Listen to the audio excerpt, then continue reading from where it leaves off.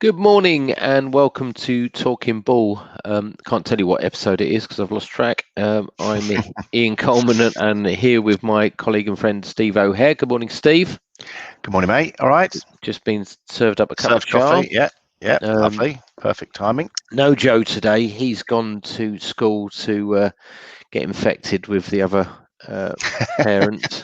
That's not the plan, obviously. Or No. maybe he's infected them because he was in quarantine and he said he took a test, but we don't believe him. No, we don't believe him. So good luck, Joe, with that. Yeah, and you've just locked yourself in the house. Yeah, and Henry. Good luck, Henry. So Joe's been locked in the house for 2 weeks and probably will now be locked in the house for another 2 weeks after that little trip. Woody's off to school today, first time in 6 months. Wow. He's not got a start until 10:30, and then I think they finish at 2:30 or something today. So, okay, so they're easing back into just easing them in, but it's you've got to take your own packed lunch and stuff like that, obviously. Right, yeah, and bits and bobs. So good luck to all those little kiddie winkles out there that are venturing back into the big bad world after 6 months of a really scary world. And they're talking about it being a little mini heat wave, aren't they, this week or next week? Which always happens when the kids go back to school. Summer holidays are shocking, aren't they? And then the kids go back and it's glorious sunshine. So yeah. But anyway, the markets, that dollar index kept a decent rally up yesterday, didn't it? I'll just have a little waffle about. I've not really looked at indices. I'm sort of been concentrating on the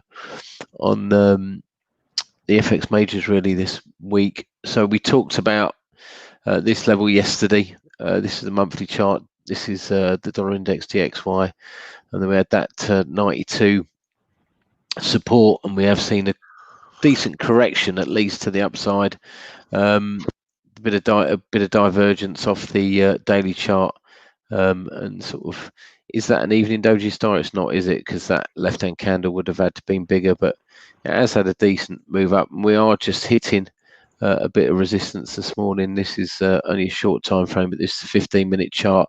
That was actually, let's move it, open it up a bit.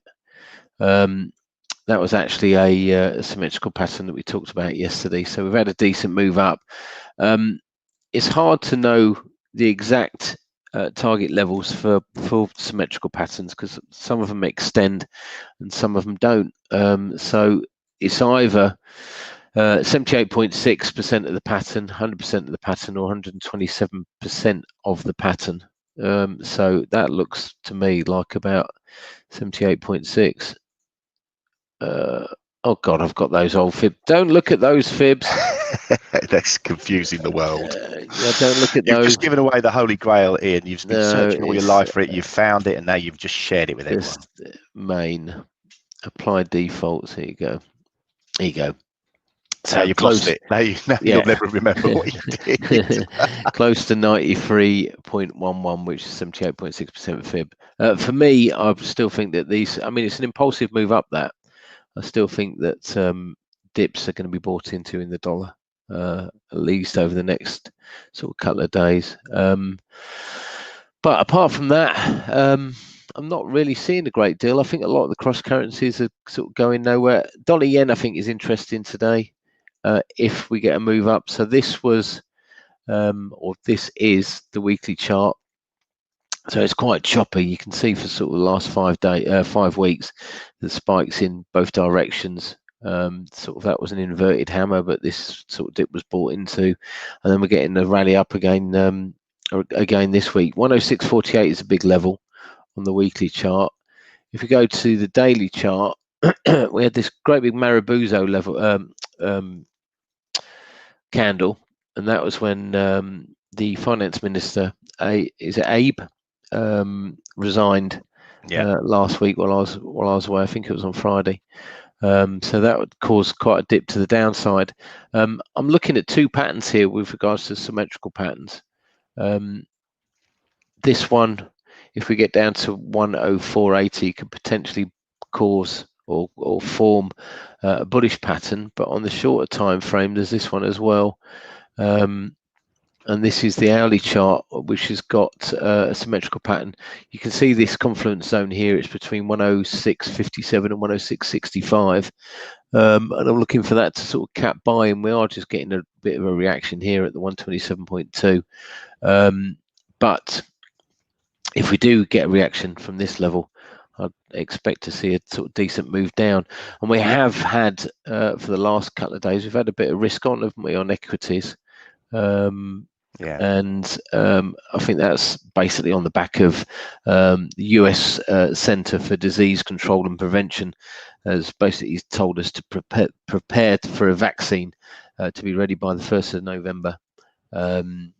Whether or not that's going to happen or not, we don't know, but it'd be quite good for President Trump as he stands for re-election just after that. Yeah, funny that. It's weird, isn't it? How these things happen. The timing, amazing. Yeah. France has been reporting new cases, the fastest weekly pace since the pandemic began. So we're sort of getting conflicting views, aren't we, still with regards to what's going on? And of course, looks like we're just going to quarantine everybody that comes back from everywhere, I think, pretty soon. I mean, Portugal has been put on the list, haven't they? Or Scotland's put Portugal on the list, and it's all looking a bit here, there, and everywhere. And we're really not going to know the effect of the kids going back to school for maybe a week or two, are we? Until they infect each other, and then we will know about it. What are you looking at today, Stevie? There's a couple of interesting moves I've seen. Just share your screen. Yeah, euro yen a little bit different to your dollar yen, because obviously euro and the dollar relationship. Saw this. Was looking to buy a dip here yesterday, and it's actually broken the trend line now. So looking to sell a rally at the reverse trend line up here. It's the 50% fib retracement. Normally, when it goes through the 50%, it will carry on, hit the 61 of your 78.6.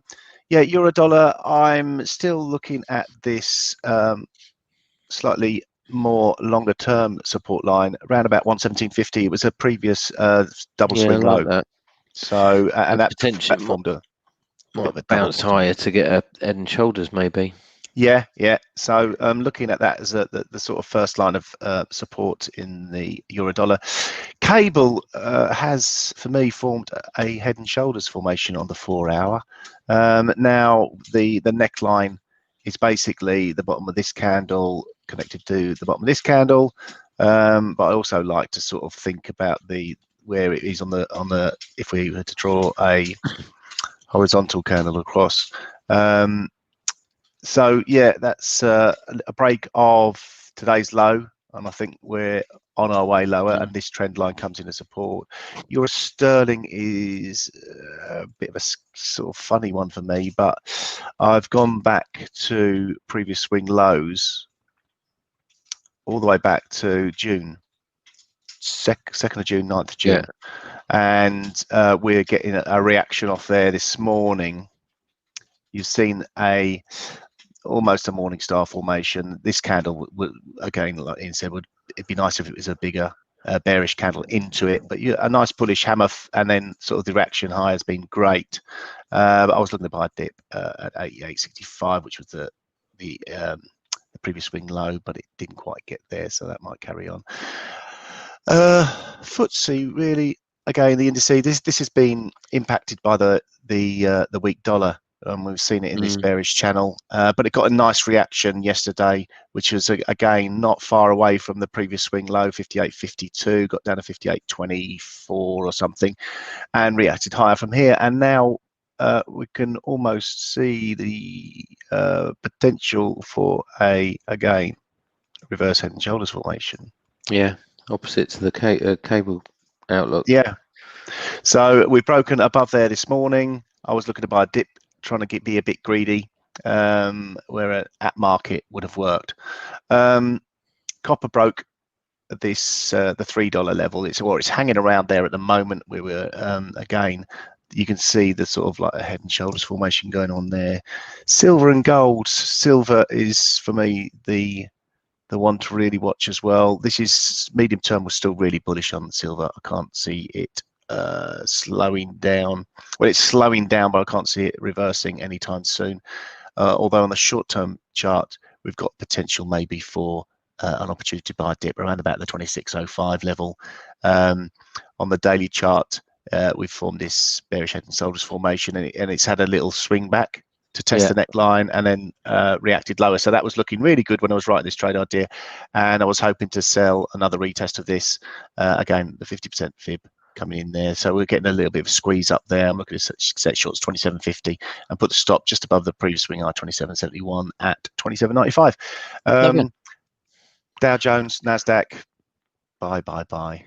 I'm sort of fly. One day it'll be bye, but at the moment it's not. So just dip buying. Yeah, absolutely. Can't see that changing much soon. There's little opportunities during the day, but they're very few and far between, and you've got to react very quickly for them. So my mentality is sort of not just buying dips until we get a clear reversal, which it will have to drop a hell of a long way before we get a clear reversal in this Nasdaq.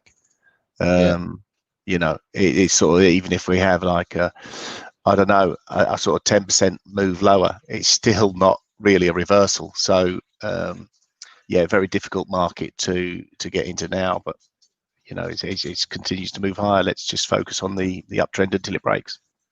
Okay, mate. That's about it. I'm just trying to look for a trade of the day, which shit, we've got to do that, haven't we? Which is not. So yesterday we didn't. We were sort of like, you saved the day yesterday, didn't you? Well, saved the day. I don't know about that really. I mean, it was let's have a look. What did we have? We had it was tight ranges on both cable and FTSE, which was yourself and Joe's calls. So we had some tiny losses on that, 0.16R and 0.2R, so a combination loss of 0.36R. But we had a winner on Bitcoin for 1.02R. So we ticked, I don't know, just over half an hour up yesterday.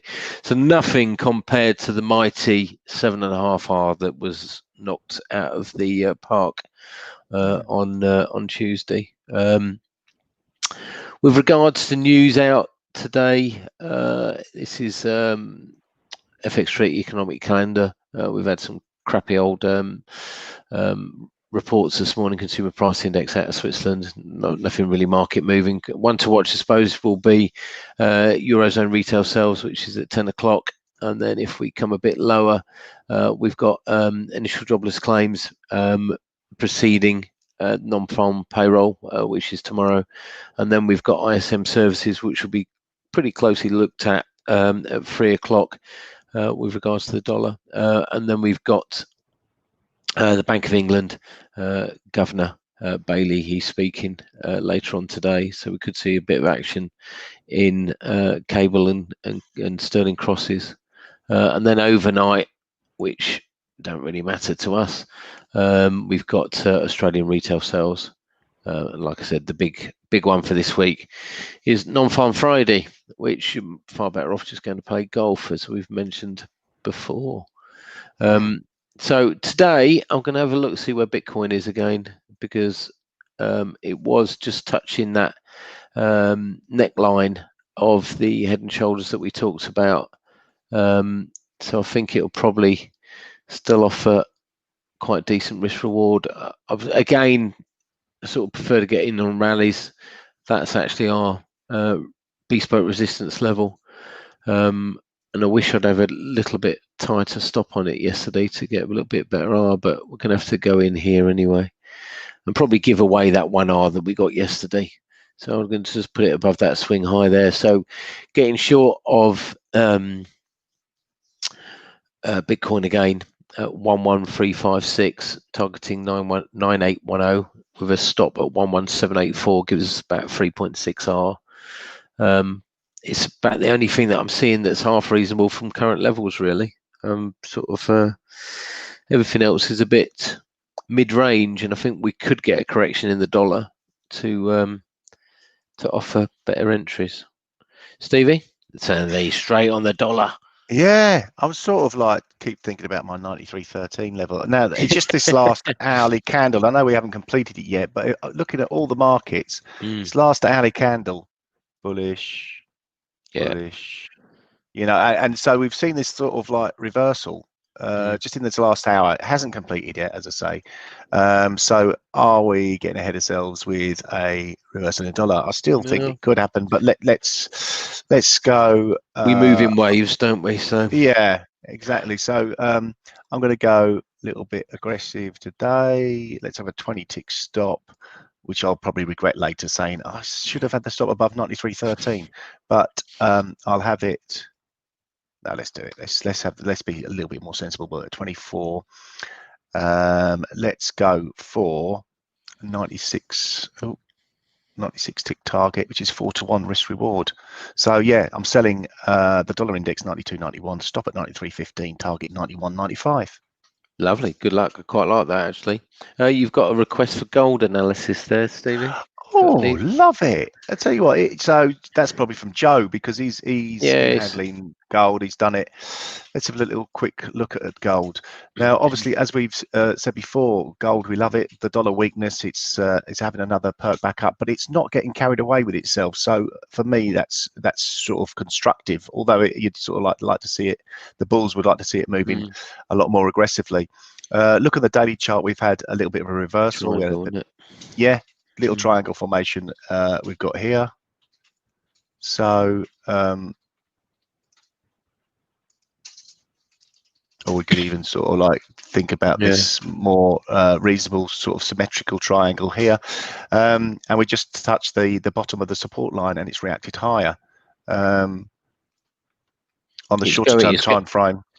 I'm going to say that 1 hour chart's doing the reverse of your dollar index, isn't it? Yeah, so it's sort of like you're seeing this 1 hour, this bullish outside candle. If we close above this, the opening level of the previous candle, which is 1932, looks like we're going to close there in 10 minutes above that. So that'll be a nice little bullish reversal candle that you could look at. It's nice to look at more than one thing to sort of like get long. But yeah, this would coincide with weakness in the dollar, so that would work really nicely. So on a very short-term time frame, after this candle, you could look to have a strategy which is good risk reward. You could look to set longs around about the current levels and have a stop on a break below this 1927. So you've only maybe got a 10 tick risk on the trade idea, and obviously great potential for the upside. You've got the medium term. It could even get up to quite easily 1960 today if we do get this dollar weakness continuing into the day. So yeah, a little bit short term. Well, long term I'm bullish without a question. Short term, very intraday bullish on that as well. I think Joe's trade idea was let's have a look. to buy, because I know my silver one was a little bit of a selling a breaky. Where is he? Gold. Joe's trade idea today, buy at 1921.5, targeting 1985. So yeah, we're bullish on that short term. Lovely. Okay, mate, I think that's it, isn't it? We've done the news. Brilliant. We've done what's out, we've done the trade ideas, we've done talking ball. So you don't need Joe, do you? No, unless you want some consistency. Yeah, proper. That's about it. Who needs that? P on the P&L, but all right, lovely. Okay, Friday tomorrow. Yes. Enjoy your days, and we'll be back again in the morning. Yeah. Good luck, everyone. Lovely. Cheers. Cheers, Stevie.